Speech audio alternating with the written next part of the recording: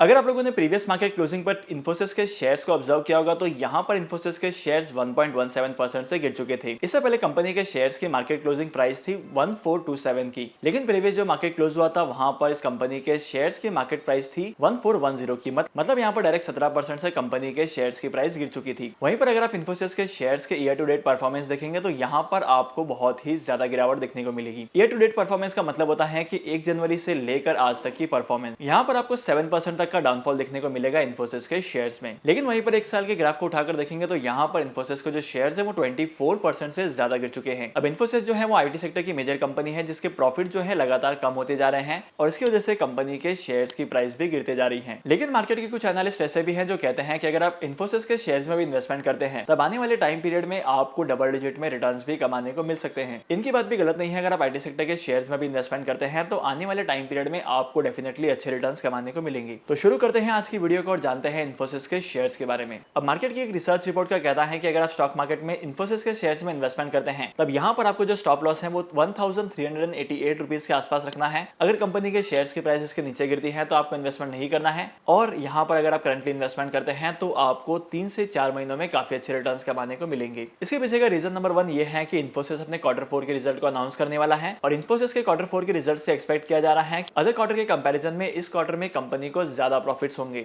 इसके अलावा अगर आप इन्फोसिस के शेयर्स में इन्वेस्टमेंट करते हैं तो यहाँ पर आपके शेयर्स में ग्रोथ आ सकती है कंपनी के डाइवर्सिफिकेशन की वजह से।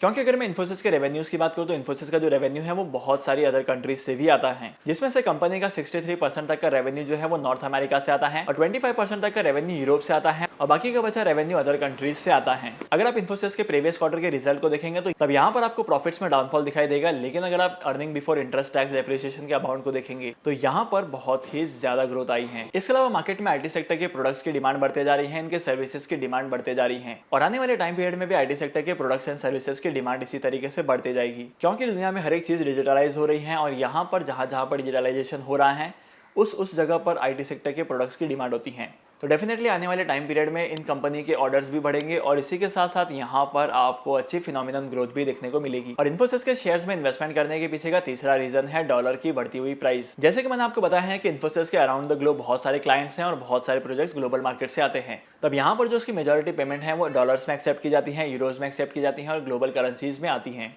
और रुपये के कंपैरिजन में अगर डॉलर की वैल्यू बढ़ते जाती है तो इस चीज का अल्टीमेट बेनिफिट आईटी सेक्टर की कंपनीज को होता है और इस चीज का अल्टीमेट बेनिफिट इन्फोसिस की कंपनी को होगा। होप करता हूं कि अभी तक की वीडियो में आपको पता चल गया है कि वो टॉप 3 रीजंस कौन से हैं जिसकी वजह से आपको इन्फोसिस के शेयर्स में इन्वेस्टमेंट करना चाहिए।